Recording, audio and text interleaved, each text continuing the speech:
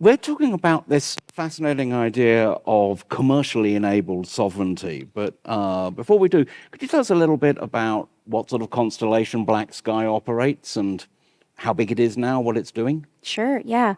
So BlackSky is an Earth observation company. We operate a fleet of electro-optical satellites, and we have about 15 or so in orbit, which allows us for hourly revisit. So really, it's a monitoring service, which is great. But in addition to the satellites, where we feel like we have a real opportunity to impact the community is around our AI analytics and our platform. We have this really easy to use platform that allows you to task a satellite, ask for automated analytics, and get that delivered in less than an hour. So if we pause this conversation and you went off to your laptop, could you task us a picture of Cascais that we could look at over lunchtime or over coffee? We can certainly see if there's clouds and if there's availability. Yes. And actually, I think in the next briefing, we may be able to see some imagery as well that was recently tasked. Okay. I won't give it away, but I think it's coming.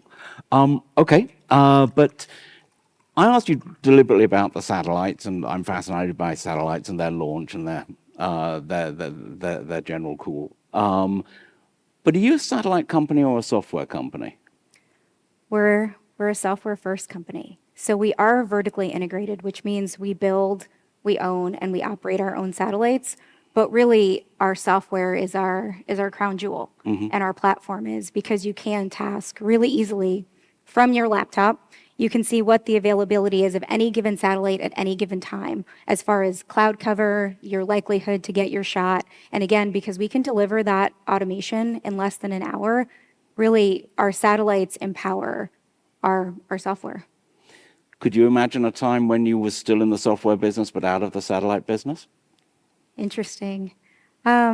You need the satellites. You need the data. Well, you need someone's satellites. You need someone's satellites, absolutely. And if I think about our platform could totally be scaled. So it could be used for a SAR provider. It could be used in RF. So our platform is really satellite agnostic. Is that possible at the moment? Can I use your software to look at stuff from other satellites? So what you can do now is we have a virtual constellation, which allows you to task satellites from our SAR partners if you need SAR data, and it actually allows you to look at terrestrial data as well. So you can't operate those satellites from our platform, but you can actually task and get data from it. And are most of your customers sovereigns? Many of our customers are defense and intelligence. That's our primary set of customers. And we do have some really good examples of sovereign customers. If you allow me, earlier this year, we did a deal with the Indonesian Ministry of Defense, and their end goal is sovereignty. So what we worked on with them was a 2-year path of starting to use our platform, our AI and analytics to train their people in-house first. So within less than 2 weeks of signing that contract, we actually had a team of people in country with their analysts. And those analysts, by the end of the week, were using our platform to task our satellites. So what they will do over the next 2 years, while their satellites are being built in our facility, is they will become professionals. And they will know how to operate those satellites. They will know the types of data that they need to use. They'll be able to use our AI, our analytics, and our algorithms. So when they launch on day one, if they say we're ready, we hand them the keys to operate their satellites. And they know exactly how to do it because they've used the platform for 2 years leading up to it. And so they've got EO satellites that are very like yours, or are yours? They are yours. So they're the same design. We are building them a Gen 3 capacity, which is a 35-centimeter electro-optical satellites. We're building a handful of them for them, and they're actually using those to learn and get ready for their system when it comes online. That's fascinating. Does their system, do they have exclusive tasking of their satellites, or are these all part of the big virtual constellation? So their satellites are theirs. They can do whatever they want. But if you think about satellite capacity and how satellites orbit, having 3 or 5 satellites does not give you global coverage, and it doesn't necessarily give you daily or hourly coverage either. So they'll have their sovereign satellites to do whatever they want, whenever they want. But then they'll also have the ability to lean into the commercial constellation should there be some sort of natural disaster, let's say. And they say, well, we need imagery of flooding, but their satellites isn't going to pass for another 2 days. That doesn't work. And so we're able to supplement the capacity they have on their own satellites with our satellites that they actually know how to use. Can you borrow their satellite capacity when they're not using it? If the deal is structured that way, you can. Would deals be structured that way? I think. So if you think about it, for sovereignty and sovereign satellites, a lot of countries care about their borders, their neighboring borders, and maybe one or two other areas of interest. There's the whole rest of the world, too. So yes, there is an opportunity to say, what does a leaseback of capacity look like if you don't necessarily care about South America or North America or other places? And so those types of models actually allow customers to focus and continue to have complete command and control over their area of interest, but then figure out how they can monetize the rest of the world if they're not using it. Which is something that you could help them with. Absolutely.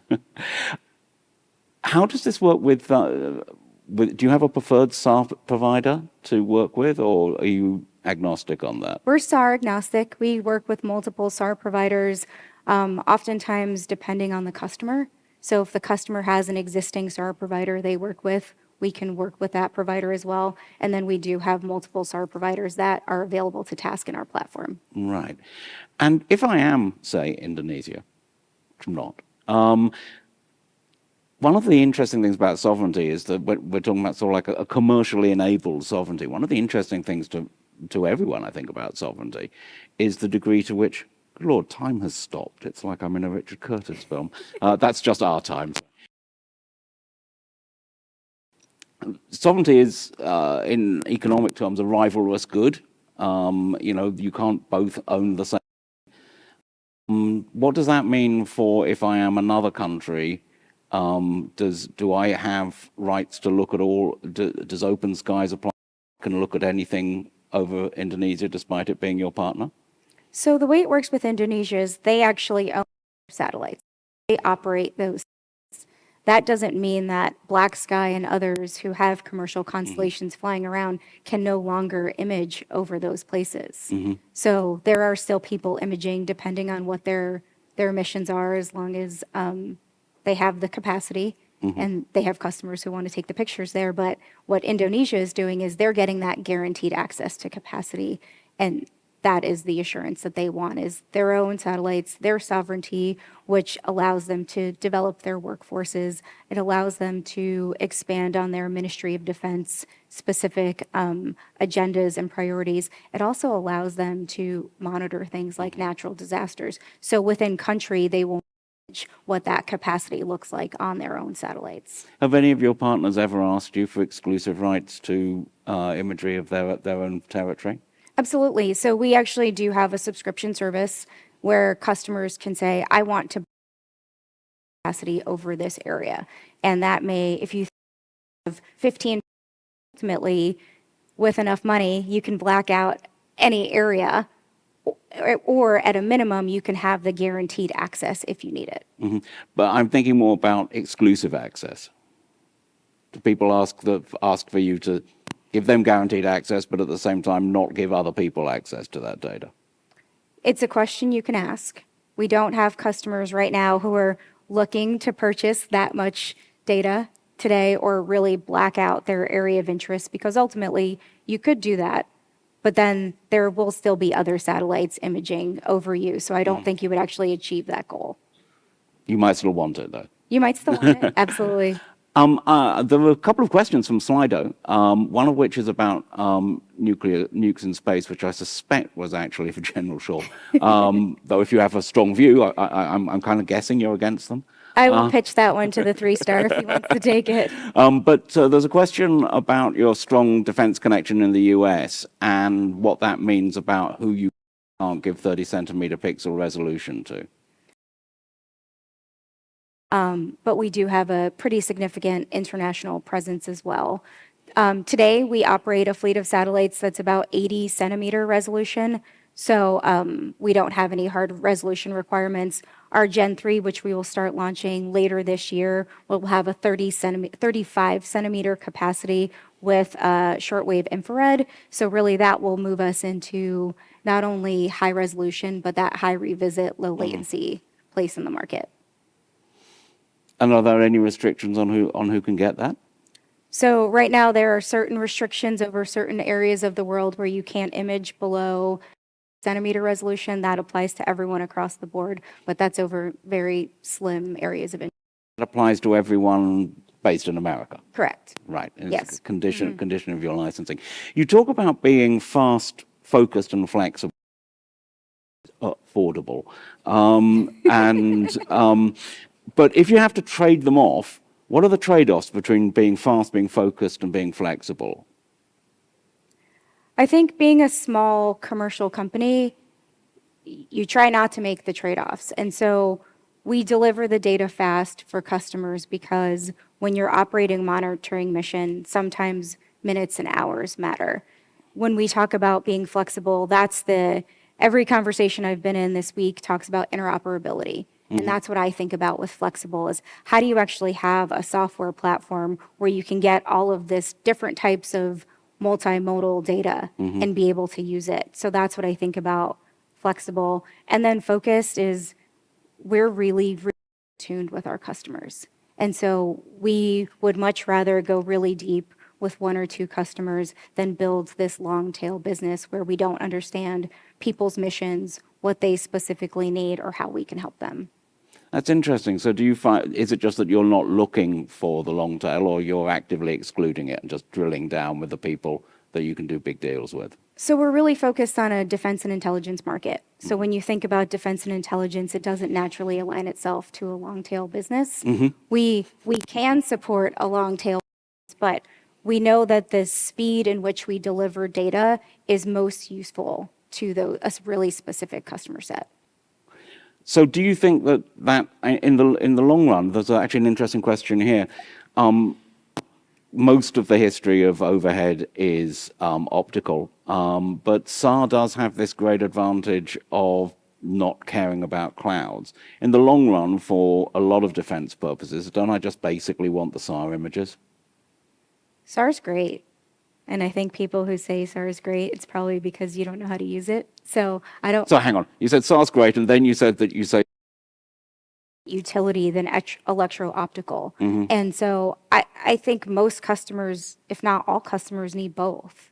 I don't think you can just use SAR. SAR is a really hard data set to use. And if you think about teaching analysts, especially in countries with developing space capabilities, teaching them on the hardest data set to learn how to read first is probably not the way. And so electro-optical is something you can look at and you can literally see change whether you're the most sophisticated analyst, you have the sophisticated algorithm pulling out the data, or you're an 8-year-old. So I think they work really well together, but one is the be-all and end-all. It ultimately depends on your mission. you don't have many 8-year-old clients, though.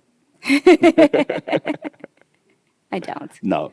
But it does seem 24 off on target capabilities must in the long run be the things, of course, people can hide from, and it's not a difficult question.